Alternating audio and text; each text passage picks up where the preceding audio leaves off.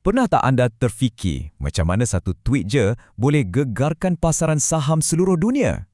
Hari ini, kita akan bedah siasat perang perdagangan antara Amerika Syarikat dengan China. Ini bukan sekadar konflik biasa tau. Ia betul-betul dah lukis semula peta ekonomi dunia. Dan yang paling penting, ia dah ubah sepenuhnya cara para pemimpin eksekutif berfikir tentang strategi. Jadi, macam mana sebuah perang bermula? Sebenarnya kan, ia bukan pasal tarikh semata-mata, jauh sekali. Ini sebenarnya satu pertarungan untuk menguasai teknologi masa depan. Kita cakap pasal 5G, pasal kecerdasan buatan, dan yang paling penting persoalannya ialah siapa yang akan pegang tampuk kuasa dan tetapkan peraturan ekonomi global untuk abad ke-21 ni. Jom kita selami. Okey, sebelum kita pergi lebih jauh, ada satu konsep penting yang kita kena faham dulu. Cuba bayangkan, ada dua jago catur tengah berlawan. Dua-dua ni hebat dan masing-masing ada kuasa untuk checkmate pihak lawan bila-bila masa je. Jadi setiap langkah tu kena fikir betul-betul sebab satu silap langkah, habis. Nah, inilah yang kita panggil gangguan saling terjamin. Dan konsep inilah yang jadi macam enjin utama yang gerakkan keseluruhan perang perdagangan ni. Macam mana-mana konflik besar pun mesti ada titik permulaannya kan? Jom kita patah balik ke masa di mana ketegangan yang dah lama terpendam akhirnya meletus macam api yang marak. Dari sinilah kisah perang perdagangan ni betul-betul bermula. Percikan apinya bermula pada bulan April bila pentadbiran AS masa tu umumkan satu siri tarif yang sangat agresif. Mereka panggil tarif ni Liberation Day, nama yang sangat syarat dengan mesej politik kan? Langkah ni terus terang cakap dah tamatkan zaman kerjasama ekonomi dan buka lembaran baru, fasa konfrontasi. Nah, kat sinilah ceritanya jadi menarik. Ada perbezaan besar antara alasan rasmi yang diberi dengan matlamat sebenar yang tersembunyi.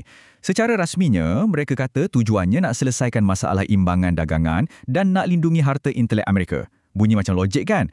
Tapi, ramai penganalisis percaya matlamat sebenar yang lebih dalam adalah untuk bekukan kemajuan teknologi China dan pastikan AS kekal di depan dalam perlumbaan teknologi abad ni. Api yang dah mula menyala tu memang tak tunggu lama untuk merebak jadi kebakaran besar. Sekarang, kita masuk fasa seterusnya, eskalasi. Inilah masanya kedua-dua pihak mula keluarkan senjata ekonomi masing-masing. Pertikaian ni dah bertukar jadi satu medan perang yang betul-betul sengit dan susah nak dijangka. Dinamik waktu ni senang cerita macam perlawanan tinju. Satu tumbukan dibalas dengan satu tumbukan balas yang sama padu.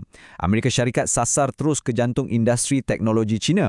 Sebagai balasan, China pula sasar ke titik kelemahan Amerika Syarikat, terutamanya sektor-sektor yang sensitif dari segi politik, macam pertanian. Jom kita tengok lebih detail. Okey, tengok jadual ni. Setiap baris ni ada cerita strategiknya sendiri. Contohnya, bila AS sekat chip semikonduktor daripada sampai ke Huawei, itu bukan sekadar sekatan. Itu satu percubaan untuk melumpuhkan terus gergasi teknologi China. Dan tindak balas China, mereka sasar petani Amerika. Kenapa? Sebab itu langkah politik yang sangat bijak, direka khas untuk bagi tekanan maksimum dekat kawasan pilihan raya yang penting untuk pentadbiran AS masa tu. Ini memang catur geopolitik peringkat tertinggi.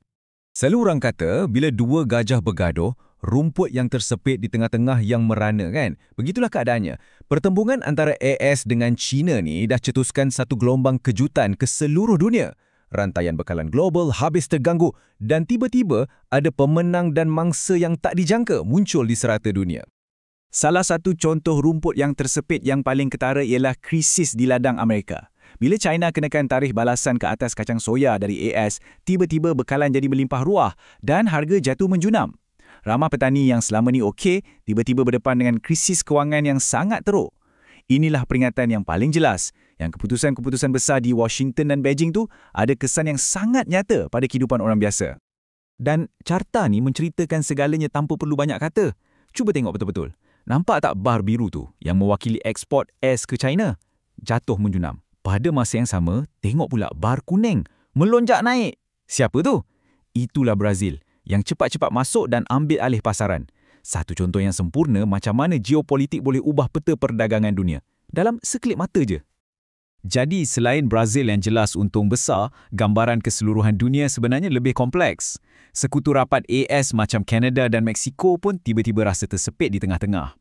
Tapi, apa yang paling mengejutkan ialah betapa tahan lasaknya ekonomi AS dan China. Ekonomi AS kuat sebab ada sokongan pengguna domestik, manakala China pula pandai cari jalan lain dan ubah hala ekspor ke pasaran baru. Jadi, kedua-duanya berjaya serap sebahagian besar tekanan awal tu. Kena faham, perang berdagangan ni bukan sekadar satu siri peristiwa yang dah berlalu. Ia adalah satu titik perubahan, satu turning point. Ia dah ubah peraturan permainan secara kekal. Jom kita tengok macam mana konflik ni dah wujudkan satu realiti geopolitik yang baru yang kita semua kena hadap sekarang.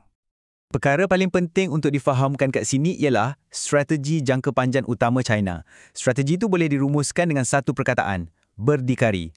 Ironinya, tekanan yang datang dari AS tu sebenarnya telah percepatkan lagi usaha China dan kuatkan lagi azam mereka untuk bina ekosistem teknologi sendiri yang bebas sepenuhnya. Matlamat mereka sangat jelas. Satu hari nanti, mereka nak jadi kebal daripada sebarang tekanan ekonomi dari luar. Okey, ni soalan cepu mas. Jadi siapa yang menang sebenarnya? Siapa yang sedang menang dalam perang ni? Jawapannya, macam yang anda mungkin dah agak rumit. Ia bergantung pada siapa yang anda tanya dan dari sudut mana anda tengok. Ada dua hujah utama. Satu pihak kata, tindakan AS ni sebenarnya makan diri sendiri.